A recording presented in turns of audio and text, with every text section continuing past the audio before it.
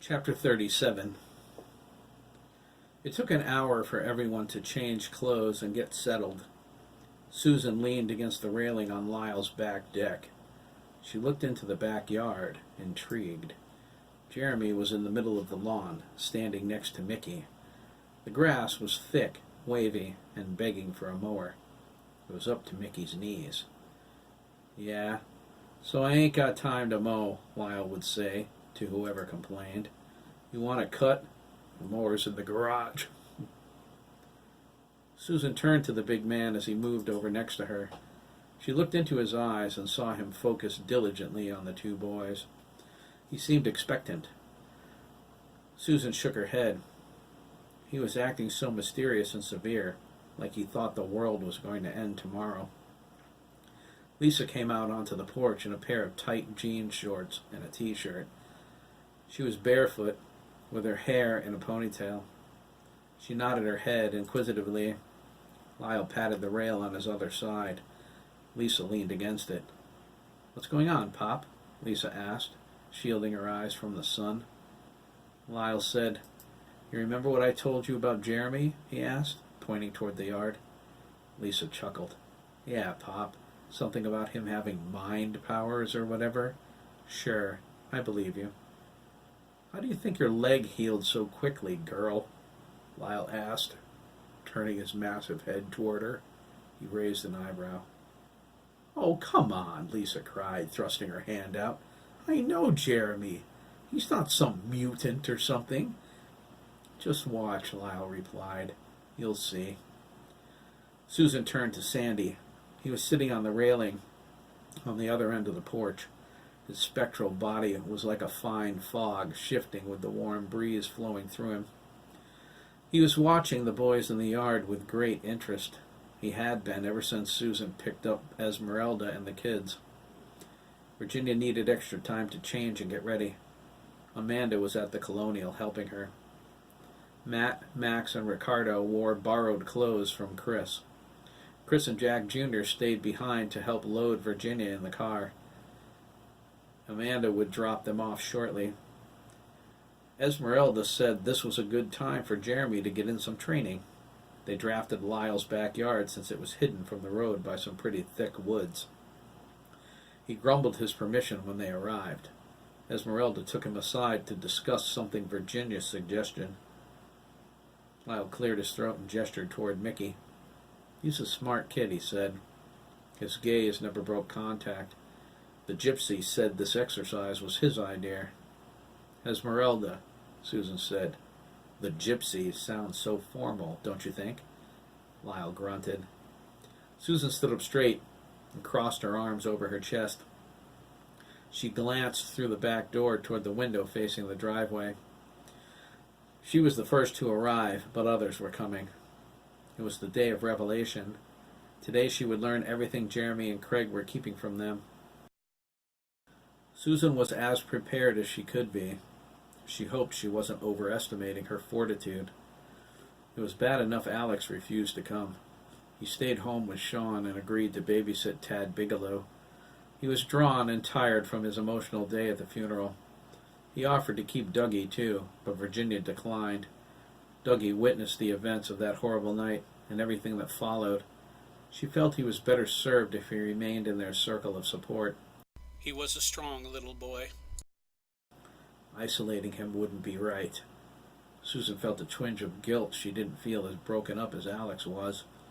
She supposed it was because Sandy was still with them, even if her husband didn't know it. Still, she thought there should be a breakdown in there somewhere. That guilt grew steadily. Jesus, I loved Ian with all my heart. So where are my tears? Why aren't I bawling? Susan frowned. Please, God, don't take any more of our kids. They're almost ready, Lyle said. He gently stroked his beard. He looked at Lisa and smiled. You know the gypsy asked me to help train them, right? Train them? Lisa asked. Almost ready for what? Ready for their workout. The gypsy said Jeremy started working on his telepathy with her. It's not his only power, though. He has to learn how to control them all. She asked me to help with the physical aspects, body and telekinetics. Aspects? Susan grinned. Not your usual vocabulary, Lyle. She looked at him crossways. What do you know about telekinetics anyway? Nothing, Lyle admitted. I told her as much just a little while ago when she asked me to help. She said something like, "You understand attack and defense, do you not? That will have to do." He mocked Esmeralda's German accent. I told her she was out of her skull. She said, "You are the best man for the job. Handle it. The boys need strong guidance if they are to survive." He raised an eyebrow. Can you believe it? Susan replied, She might have a point, Lyle. This sounds like war to me. She thought about Derek and shuddered. We've already been attacked. We're lucky Derek's not dead, too. That's why I said yes, Lyle said. I might not be Einstein, but I know how to fight. Pop? Lisa asked, concerned. What the heck are you talking about? Do you remember me teaching you how to fight? Lyle asked. Sure, Lisa shrugged. She held up her fist like he taught her. You want to go? He scowled. The gypsy wants me to help her teach Jeremy. Teach him what? Lisa asked. She was totally confused. And what the heck are telekinetics? Isn't that like rolling a ball around with your mind or something? Watch and learn, little girl, Lyle snorted, tilting his head at the yard. You're going to see some incredible crap here in a minute. He took a breath. Esmeralda told Virginia they needed a drill sergeant to keep them focused. Virginia suggested me. He shook his head. That woman thinks I'm still a young man. You've had training, Lyle, Susan offered, in the Marines. Woman, it's been a lot of years since Afghanistan, Lyle said. Who else are they going to turn to, Gibbons? Susan asked. Me? Basket weaving's going to save their lives? Lyle glared at her. I said yes, didn't I? Susan punched him in the upper arm. Semper Fi, big guy. Hoorah, Lyle muttered. He nodded toward the yard. Now watch. This is going to be good. They watched out back. Mickey moved behind Jeremy. He withdrew a piece of white cloth from his pocket. Jeremy scrunched down and Mickey tied it over his eyes. Craig came out of the house. He'd been sitting in the parlor away from everyone. His curiosity finally got the best of him. He squeezed in between Lyle and Susan, his innocent eyes filled with feigned ignorance. Lyle scowled. You can't be out here, Craig, he said. You'll screw it all up. Craig said, I just want to see what happens. Don't be a hose-brained, Craig, Jeremy said, and thought at them. Susan jumped a little at the strength of his mind voice. Lisa squeaked. This isn't going to work if you watch. Jeremy's right, Craig, Mickey said. He put his hand next to his mouth and called, You have to go back inside.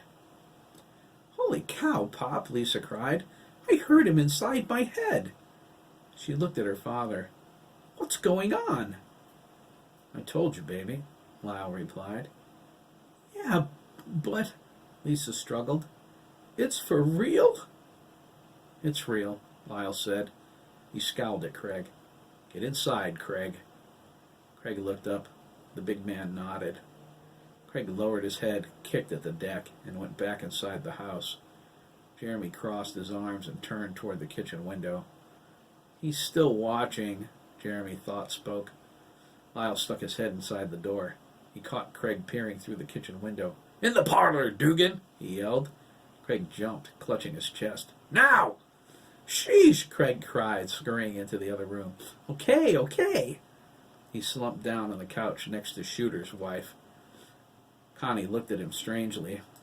She had no idea what was going on. She was waiting in the living room like her husband asked. Lyle snickered as he went back to the rail, shaking his head. Why can't he watch? Susan asked. Lyle said Jeremy has that mind link thing with Craig, you know. It's so deep and so complete now, he can't break it. They're stuck with each other, like they got one mind between them. If Craig watches, Jeremy will see everything Craig sees. This exercise is supposed to help Jeremy hone his telekinetics, He has to feel his surroundings, not see them. "Jesus, Lyle," Susan gasped. She thought, "The poor guys.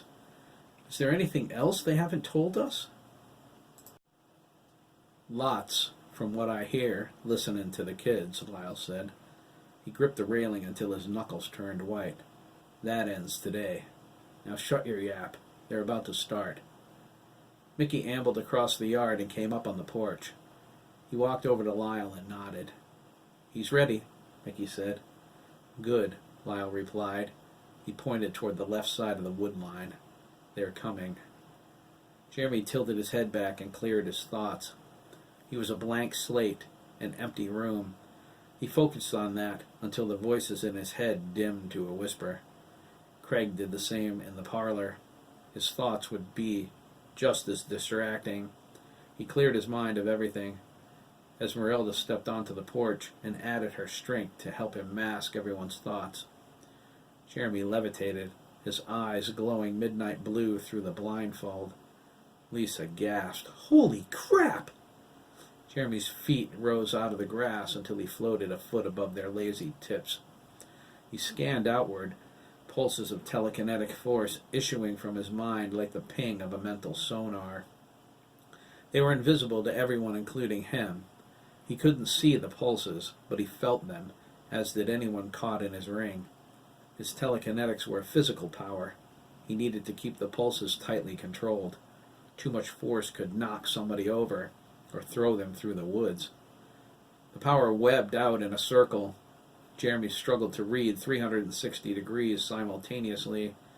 He felt the power cascade over rocks, grass, and around trees. The sensation was akin to stroking them with his hand. He felt every flaw in their surfaces. Dabney sprung out from behind a large oak. He drew his hand back and whipped a baseball-sized water balloon right at Jeremy's head. Jeremy whirled around, sensing the motion. He held his hand up. The balloon stopped in midair. He closed his fist, and it popped with a wet snap. Dabney dove to his left, rolled, and slipped back into the woodline. In the same instant, Adam and Derek rose from opposite sides of the yard. They threw their water balloons at the same time. Jeremy was confused for a split second. He whirled around toward one of them and redirected it into Lyle's back wall. The one Derek threw stopped inches from his face. Jeremy thrust his arm out. The balloon rocketed back toward his red-headed assailant. Derek hit the deck at the last second. The balloon splashed into a tree inches above his head. Derek looked up, his eyes wide with surprise as the water splashed down on him.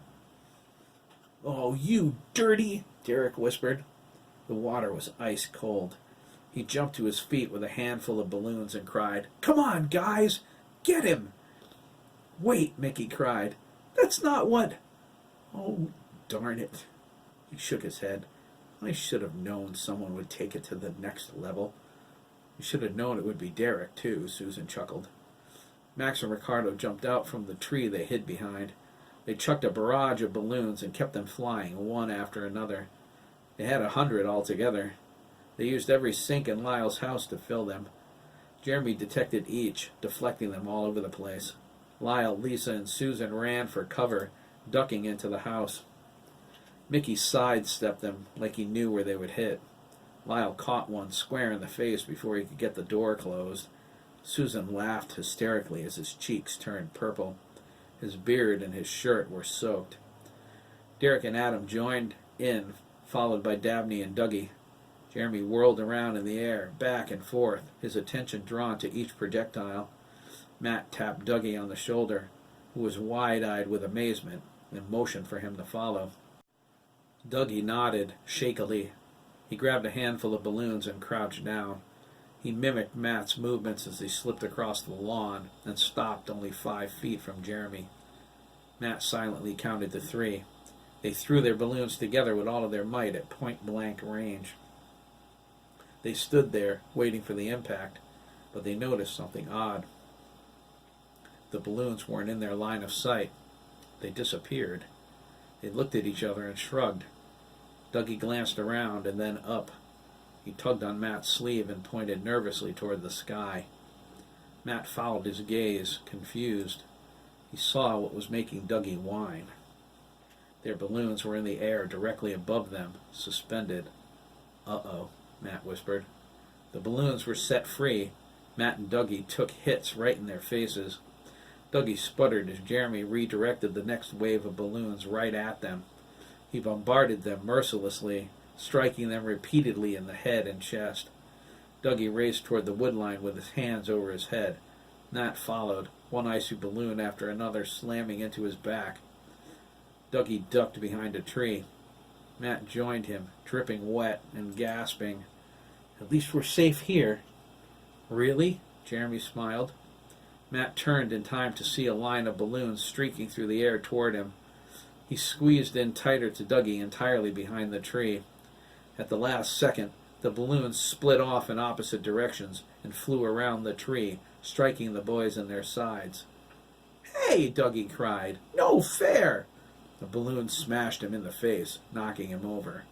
Matt burst out laughing.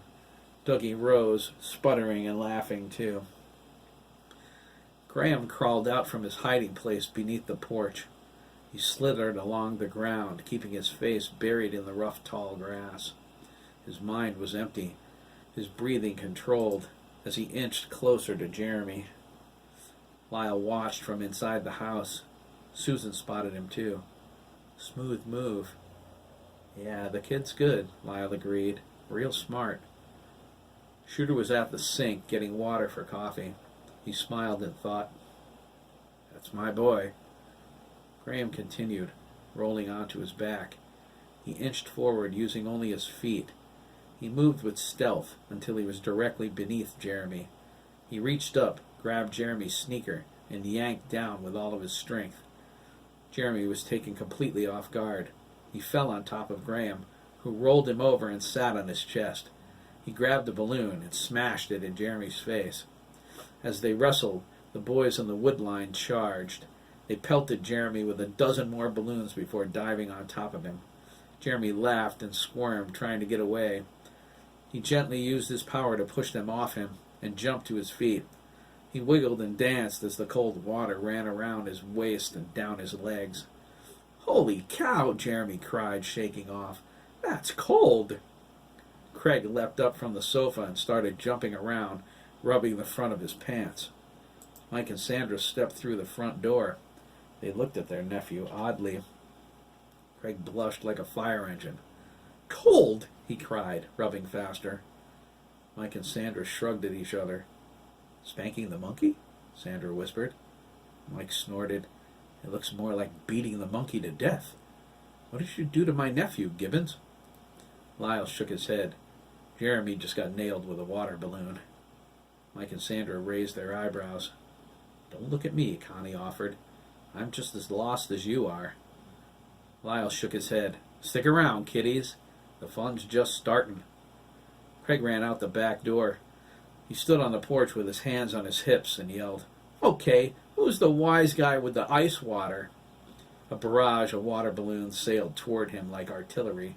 Craig didn't have time to move, and they hit him square in the front. He was knocked off his feet and landed on the porch in a puddle, laughing. Everyone joined him. Mike moved toward the back door with a small grin. Sandra slipped her arm around his waist. "Sounds good to hear them laughing, huh?" she asked, leaning against him. "Yeah, babe," Mike replied, holding her close. "It almost makes you think everything's going to be all right." "If we're careful," Lyle said, "it will be." "Amen to that," Susan agreed. Jeremy pulled the blindfold off and helped Graham up. He was still laughing. His off-key voice filled the air with happiness. Jeremy shook his head and patted him on the shoulder. Their friends circled them, excited and cheering. "That was great," Max smiled. "Awesome," Ricardo echoed. Dabney turned Graham around and signed, "That was brilliant. I never would have thought of that." Graham smiled sheepishly. "I knew I had him the moment he started floating," he signed back. Jeremy shook his head. "I never considered what was under me." "Remember when I told you to scan out in every direction?" Mickey called from the porch.